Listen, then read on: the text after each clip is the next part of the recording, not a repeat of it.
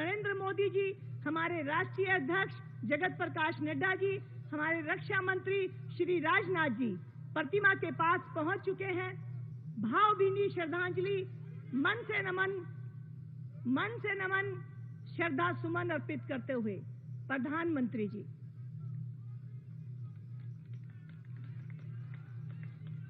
प्रधानमंत्री जी ने अपने सपनों के भारत को जिस तरह से पंडित दीनदयाल जी ने देखा, उस मार्ग पर जिस तरह से अग्रसर हुए हैं, आज अपने कार्यों से भी वो यहाँ पर श्रद्धा सुमन अर्पित कर रहे हैं।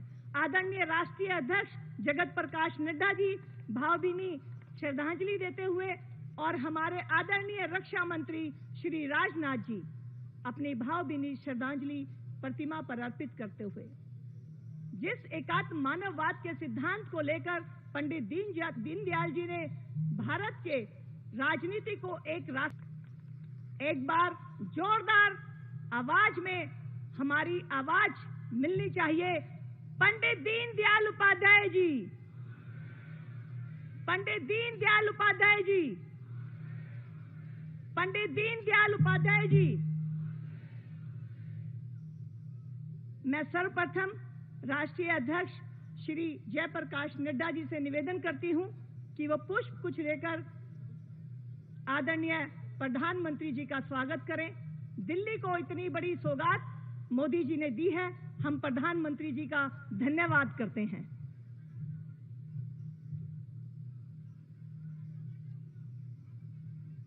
आदरणीय राष्ट्रीय अध्यक्ष श्री जयप्रकाश नड्डा जी प्रधानमंत्री जी का पुष्पगुच्छ से जगत प्रकाश नड्डा जी पुष्पगुच्छ से स्वागत करते हुए निवेदन है अंग वस्त्र से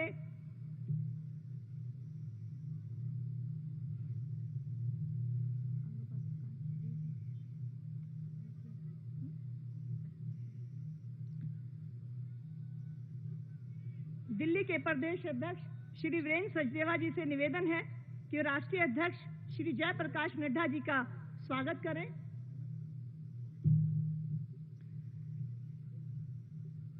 इस प्रतिमा को यहाँ पर सपना साकार करने के लिए जिन्होंने रात दिन मेहनत की है, ऐसे जयपुर का शिल्पम जयपुर जो संस्था है, उसने इस मूर्ति का निर्माण किया।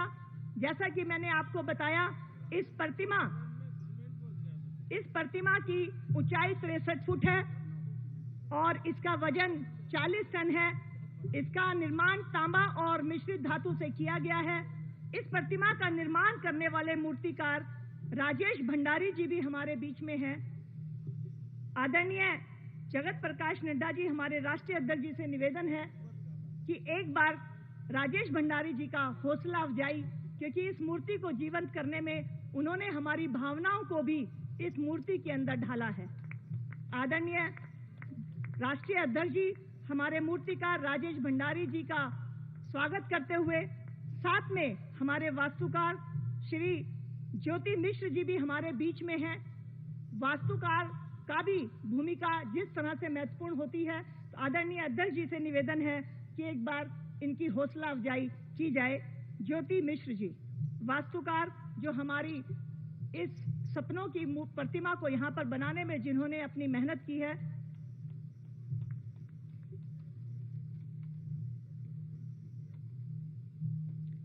अब मैं आदरणीय राष्ट्रीय अध्यक्ष जगत प्रकाश नड्डा जी को निवेदन करती हूं कि वो अपनी हमारी मार्गदर्शन करें।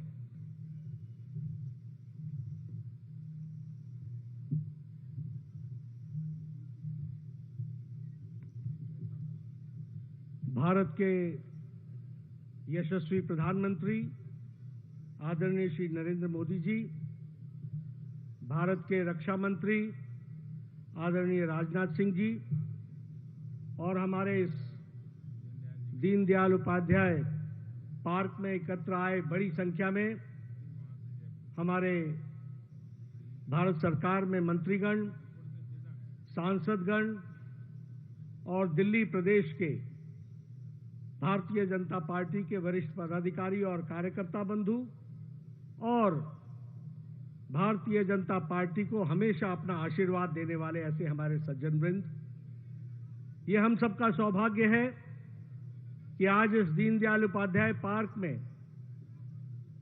दीनदयाल उपाध्याय जी की जन्म जयंती पर जो बहुत ही प्रयास के साथ इस पार्क में मूर्ति बनाई गई है, उसका लोकार्पण और अनावरण करने के लिए आदरणीय प्रधानमंत्री जी यहां पधारे हैं।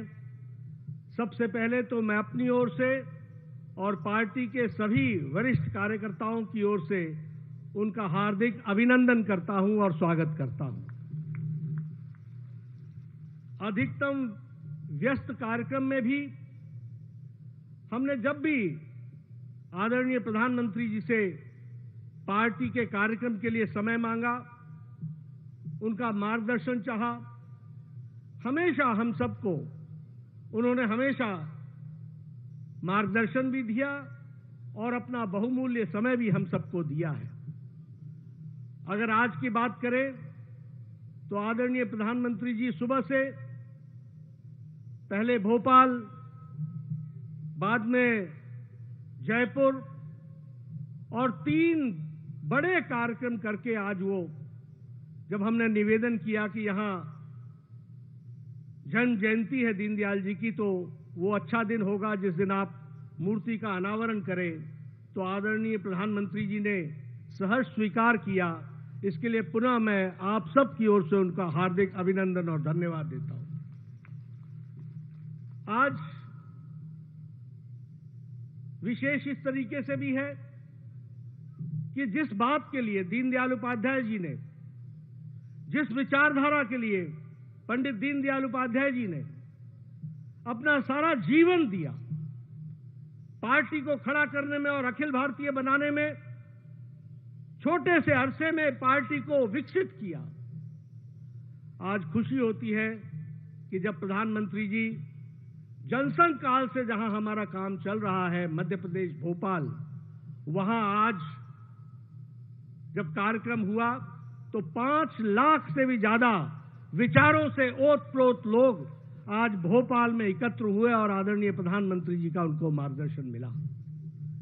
आज हम सबके लिए सौभाग्य की बात है कि जयपुर के नजदीक धनकिया में जो पंडित दीनदयाल उपाध्याय जी की जन्मस्थली रही है, वहां भी प्रधानमंत्री जी का जाने का कार्यक्रम रहा और वहां भी उन्होंने दीनदयाल उपाध्याय जी को याद भी किया और उस कार्यक्रम में भी वो शामिल हुए, ये हम सब जानते हैं। और आज अभी इस अनावरण के कार्यक्रम में वो हम सबके बीच में हैं।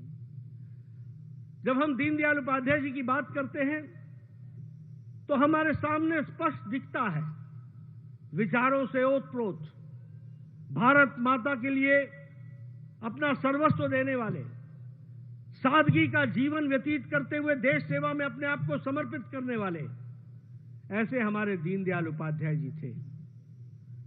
बहुत कम होता है कि कोई ऐसा नेता हो जिसमें नेतृत्व के हर गुण हो। दीनदयाल उपाध्याय जी एक ऐसे नेता थे जो विचारक भी थे, जिनमें नेतृत्व की क्षमता भी थी और वो संगठनकर्ता भी थे, यानी 3 in 1। वह विचारक भी थे, वो संगठक भी थे और नेतृत्व करने की भी ताकत वो रखते थे। ऐसे हमारे दीनदयाल उपाध्याय थे। जब हम विचारधारा की बात कहें तो हमारे बहुत से लोगों को आर्थिक हमारी दृष्टि जिसके बारे में चर्चा होती रहती है, उसका जो प्रतिपादन था एकात्म मानववाद से, वो दीनदयाल जी ने शुरू किया। और दीनदयाल जी ने जिस कार्य को आगे बढ़ाया उसमें भारत का साधारण मानवी, हमारा भारत के समाज में अंतिम पायदान पर खड़ा व्यक्ति, उसके लिए हमको समर्पित होकर के अपनी सारी अर्थनीति बनानी है, यह बात की प्रेरणा उन्होंने हमें दी थी। और उसी के मंत्र को लेकर अंत्योदय के माध्यम से और प्रधानमंत्री मोदी जी के नेतृत्व में जिस नारे को साकार करते हुए हम चले, सबका साथ, सबका विकास, सबका विश्वास और सबका प्रयास, इस कार्य को आगे बढ़ाने का काम प्रधानमंत्री मोदी जी के नेतृत्व में हुआ है। हम यह भी जानते हैं कि हमारी केंद्र की प्रधानमंत्री मोदी जी के द्वारा दी गई नीतियां वो गांव को केंद्रित है, वो गरीब को केंद्रित है, वो वंचित को केंद्रित है, वो महिलाओं को केंद्रित है, वो किसानों को केंद्रित है, वो युवाओं को केंद्रित है और जो हमारे वंचित दलित समाज रहे थे उनको मुख्य धारा में शामिल करते हुए आगे बढ़ने का संकल्प लेकर के हम चले हैं। हम सब लोगों को पंडित दीनदयाल उपाध्याय जी से ये प्रेरणा मिली जिसको प्रधानमंत्री जी ने साकार किया है। आज उनके कर कमलों द्वारा हमारे इस मूर्ति का अनावरण हुआ है। हम यह जरूर विश्वास दिलाते हैं कि हम दीनदयाल उपाध्याय जी के बताए रास्ते पर चलेंगे, उनसे हमेशा प्रेरणा लेंगे और प्रधानमंत्री मोदी जी आपके द्वारा बताए रास्ते को हम पूरी ताकत से उसको आगे बढ़ाने का हम काम करेंगे। यह हम विश्वास आपको पार्टी की ओर से देते हैं। आपके बीच में और हमारे सभी मित्रों के बीच में ज्यादा देर न रहता हुआ मैं आपका पुनः अभिनंदन करता हूं, स्वागत करता हूं और आपको इस कार्यक्रम में हमारा मार्गदर्शन करें, इसके लिए आपको मैं निवेदन करता हूं कि आप हमारा मार्गदर्शन करें। आदरणीय प्रधानमंत्री।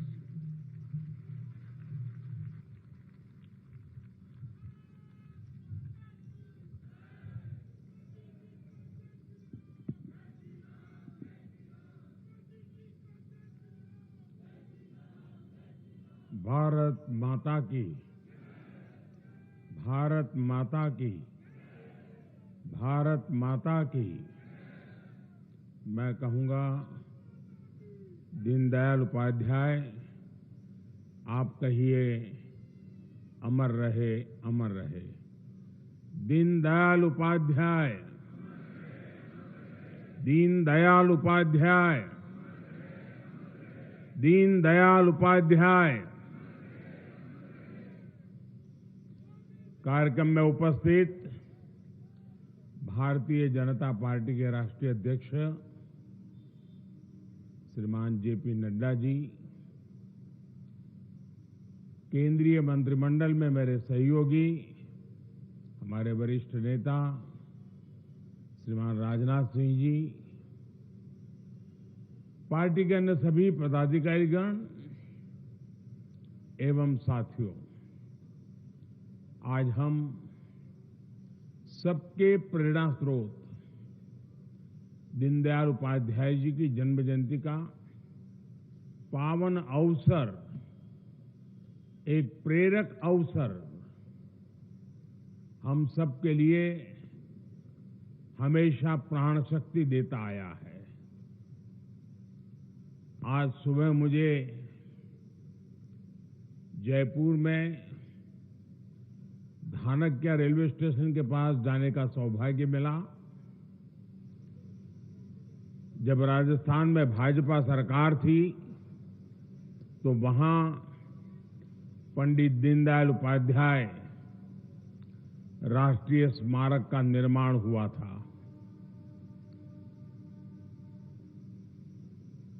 आज मैंने कुछ समय वहां बिताया। मेरा आप सबसे आग्रह है कि जब भी आपका जयपुर जाना हो, कुछ समय निकाल करके वहां जरूर जाइए। बहुत ही अच्छे ढंग से दीनदयाल जी के जीवन को समझने के लिए वहां पर कुछ प्रयास किया गया है और हम जो उनकी प्रेरणा को लेकर के चल रहे हैं, हमारे मन में हमेशा रहना चाहिए। कम से कम 2 स्थान में जरूर कहूंगा आपको।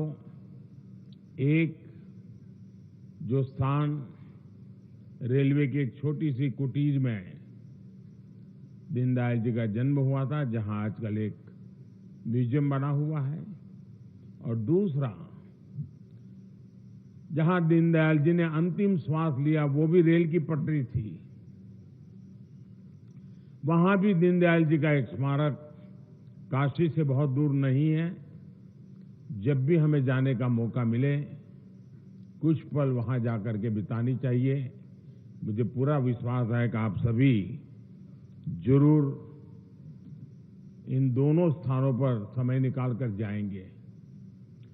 और मुझे हमेशा एक बात का गर्व होता है कि जिस दीनदयाल जी के विचारों को लेकर के हम जी रहे हैं, उनसे प्रेरणा पाकर के जी रहे हैं, मेरे लिए वो बहुत महान व्यक्तित्व, उनके चरणों में बैठने का सौभाग्य मिलना, ये अपने आप में बहुत बड़ी बात है। लेकिन कभी कभी लगता है कि उनका जीवन भी रेल की पटरी से जुड़ा हुआ था। मेरा जीवन भी रेल की पटरी से जुड़ा हुआ रहा।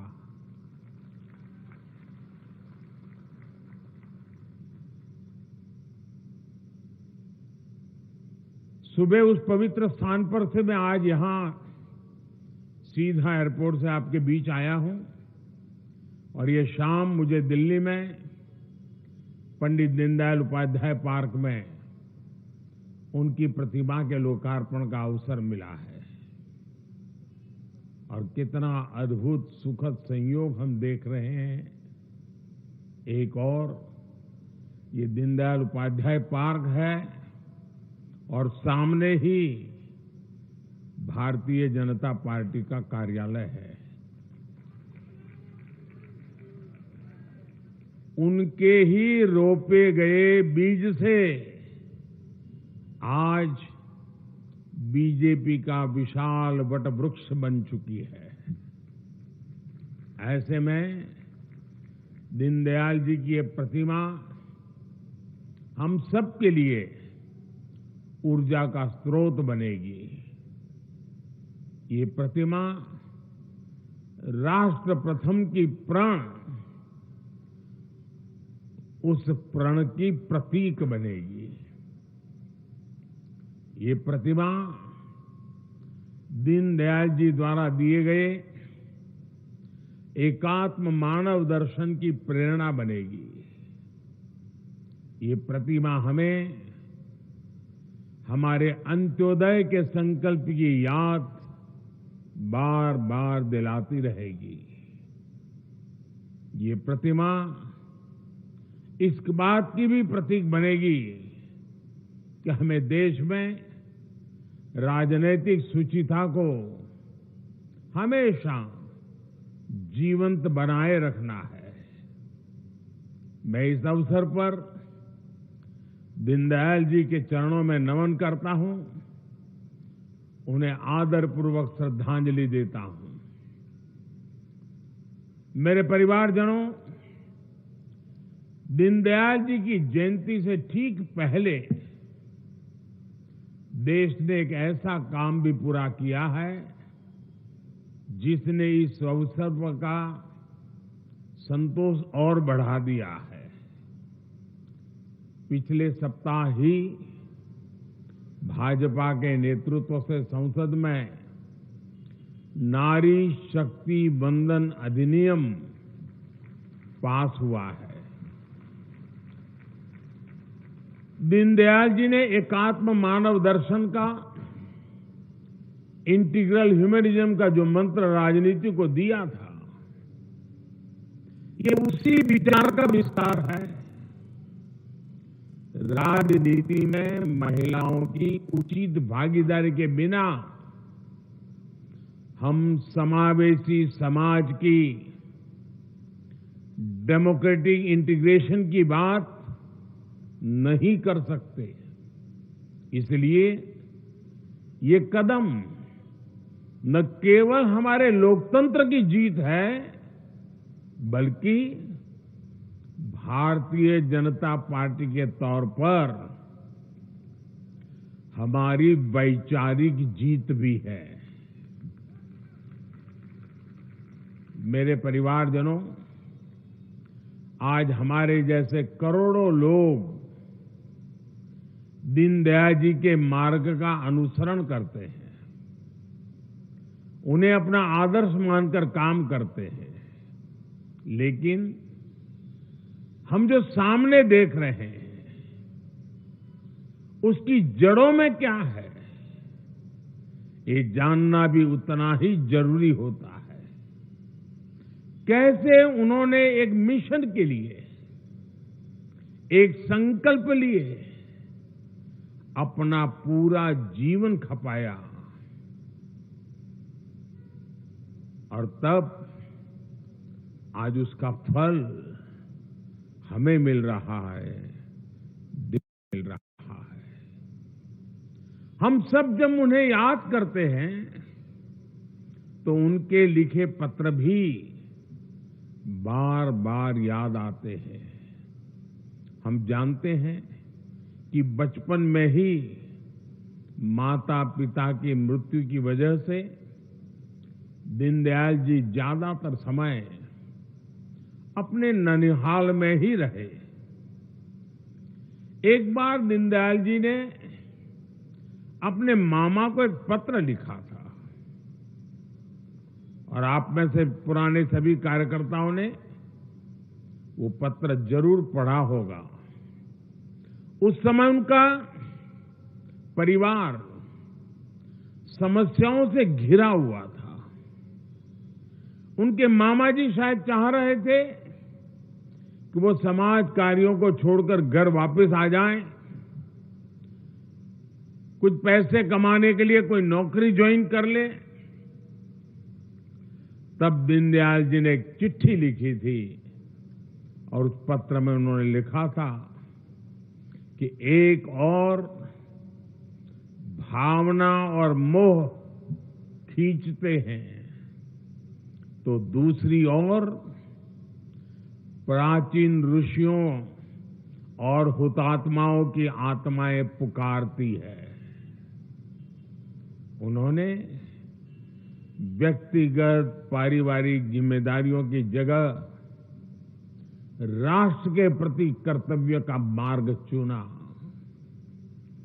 मेरे परिवारजनों, दीनदयाल उपाध्याय जी ने हमेशा समाज के अंतिम पायदान पर खड़े व्यक्ति की बात की थी। यही उनके अंत्योदय का संकल्प था। इसी संकल्प पर चलते हुए बीते 9 वर्षों में हमने अंतिम पायदान पर खड़े व्यक्ति का सामर्थ्य बढ़ाने, उसके जीवन को बेहतर बनाने के लिए कई बड़े कदम उठाए हैं। अब समय है कि हम 100% गरीबों, वंचितों तक पहुंचकर समग्र विकास को सिद्ध करें। अंत्योदय का ये संकल्प हमारी योजनाओं में भी दिख रहा है, हमारे व्यक्तिगत प्रयासों में भी दिख रहा है। आजादी के अमृत काल में हमने सैचुरेशन यानी जन कल्याण की हर योजना को 100% लाभार्थियों तक पहुंचाने का संकल्प लिया है। सैचुरेशन तक पहुंचने के इस अभियान का मतलब है भेदभाव की सारी गुंजाइश को खत्म करना, तुष्टीकरण की आशंकाओं को समाप्त करना, स्वार्थ के आधार पर लाभ पहुंचाने की प्रवृत्ति को खत्म करना और समाज की आखिरी पंक्ति में खड़े आखिरी व्यक्ति तक सरकारी लाभ पहुंचे, ये सुनिश्चित करना। और यही तो है अंत्योदय। जब सरकारी मशीनरी खुद ये लक्ष्य बना ले कि उसे हर पात्र व्यक्ति तक पहुंचना है, तो फिर पक्षपात, भेदभाव टिक ही नहीं पाता। इसलिए हमारा ये सेवा अभियान सोशल जस्टिस, सामाजिक न्याय का बहुत बड़ा माध्यम है और यही सच्ची पंथ निरपेक्षता है सच्चा सेक्युलरिज्म है। साथियों, मैं हमेशा से ही कार्यकर्ताओं से दीनदयाल जी के 7 सूत्रों को जीवन में उतारने का आग्रह करता हूं। आज फिर से इन सूत्रों को याद करने का दिन है। ये सूत्र है सेवा भाव, संतुलन, संयम, समन्वय, सकारात्मक, संवेदना और संवाद। इस समय देश में हम कर्तव्य काल उस राह पर चल पड़े हैं। इस समय तो ये सूत्र और भी सामयिक हो जाते हैं। आज देश में जितनी भी योजनाएं चल रही हैं, उसमें हमारे कार्यकर्ताओं का सेवा भाव, समन्वय और संवेदना, इनका प्रभाव और बढ़ा सकती है। सेवा भाव से अगर हमारे कार्यकर्ता लोगों के सुख दुख से जुड़ेंगे तो योजनाओं के विस्तार को नई ताकत मिलेगी। हमारे हर कार्यकर्ता को संवेदना के साथ योजनाओं को समझना और उनको हर व्यक्ति तक पहुंचाने की कोशिश करनी होगी। कार्यकर्ता को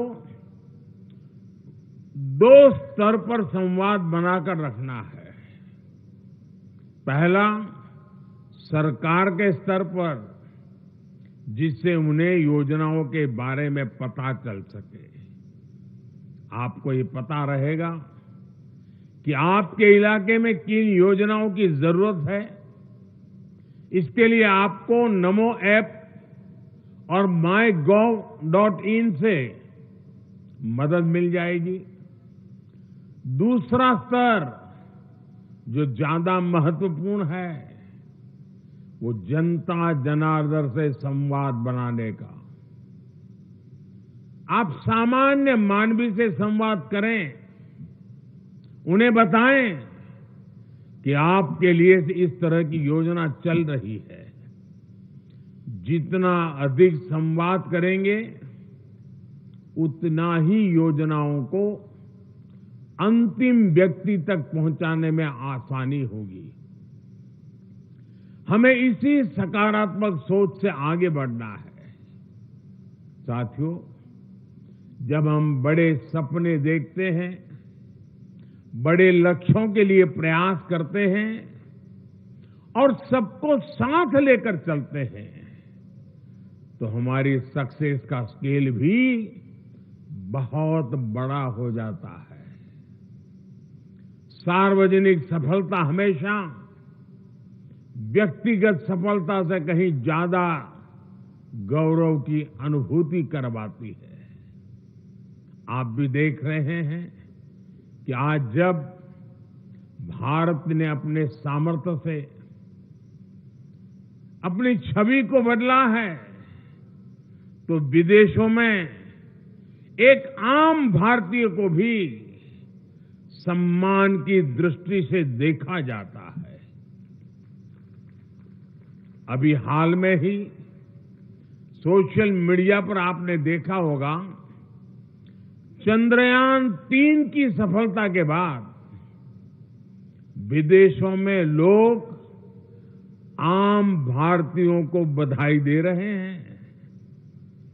G20 के बाद भी पूरी दुनिया में जिस तरह भारत की वाहवाही हुई है, उससे हर भारतवासी का सम्मान और बढ़ा है। और ये मुकाम हासिल करने के लिए भारत को अपनी पहचान, अपने मूल्य बदलने नहीं पड़े, बल्कि हमने भारतीय संस्कृति को पूरे गौरव के साथ दुनिया के सामने रखा, यही दीनदयाल जी का वो सपना है जिसे आज हम पूरा कर रहे हैं। साथियों, दशकों तक हमारे यहां सार्वजनिक संसाधनों और समाज का उपयोग निजी राजनीतिक स्वार्थ के लिए होता रहा, लेकिन आज हमें चाहिए कि हम व्यक्तिगत संसाधनों का उपयोग भी इस तरह से करें कि उससे देश के विकास के लिए रास्ते खुले। आज भारत आत्मनिर्भर होने के जिस संकल्प के साथ आगे बढ़ रहा है, वोकल फॉर लोकल के मंत्र को बढ़ा रहा है, वो इसी विजन का विस्तार है। जब हम देश के भीतर अलग अलग राज्यों में टूरिज्म के लिए जाते हैं, तो इससे फायदा देश के लोगों को होता है। जब हम स्थानीय उत्पाद खरीदते हैं, तो इससे फायदा देश के लोगों का होता है। जब हम खादी खरीदते हैं, हैंडलूम खरीदते हैं, हैंडीक्राफ्ट खरीदते हैं, तो इस उत्पादों का बढ़ावा और उसके कारण हर घर में चलने वाले छोटे छोटे उद्योग, गांवों में चलने वाले छोटे उद्योग, गरीबों की मेहनत से पलते हुए उद्योग, उन्हें एक नई ताकत मिलती है, उनको आर्थिक लाभ भी पहुंचता है और इससे देश के लोगों का फायदा होता है। जब हम स्वच्छता को बढ़ावा देते हैं, गंदगी नहीं फैलाते, तो इससे देश स्वच्छ बनता है। भाइयों और बहनों, सदियों तक हमारा देश ऐसे ही मुश्किल हालातों में फंसा हुआ था, जहां राष्ट्र सेवा का कोई भी अनुष्ठान बिना बलिदान के पूरा नहीं होता था। आजादी के बाद भी नए विचार, नए प्रयास के लिए रास्ते आसान नहीं थे। उस समय भी दीनदयाल जी जैसे महापुरुषों ने अपना सब कुछ देश पर न्योछावर कर दिया था।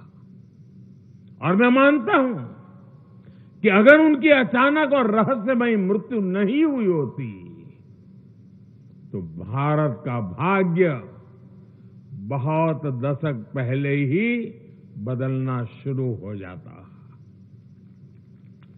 जिस व्यक्ति के विचार उनकी मृत्यु के बाद आज भी इतना प्रभावी हो, वो अगर कुछ समय और जीवित रहते, तो भारत में परिवर्तन की एक नई आंधी उठ खड़ी होती। साथियों, आजादी के अमृत काल में हम अपने सपनों को पूरा करते हुए देश को विकास की नई ऊंचाई पर लेकर जा रहे हैं। ये सुख हमें अतीत के बलिदानों की वजह से मिला है। अब हमारी जिम्मेदारी है कि अमृत काल में हम प्रयासों को पराकाष्ठा तक लेकर जाएं। ये हमारी जिम्मेदारी है कि हम भारत के उस स्वर्णिम भविष्य का निर्माण करें, जिसका सपना दीनदयाल जी जैसी विभूतियों ने देखा था। इसी भावना के साथ आप सभी का बहुत बहुत धन्यवाद और फिर एक बार दीनदयाल जी के श्री चरणों में नमन करते हुए मेरी वाणी को विराम देता हूं। नमस्कार।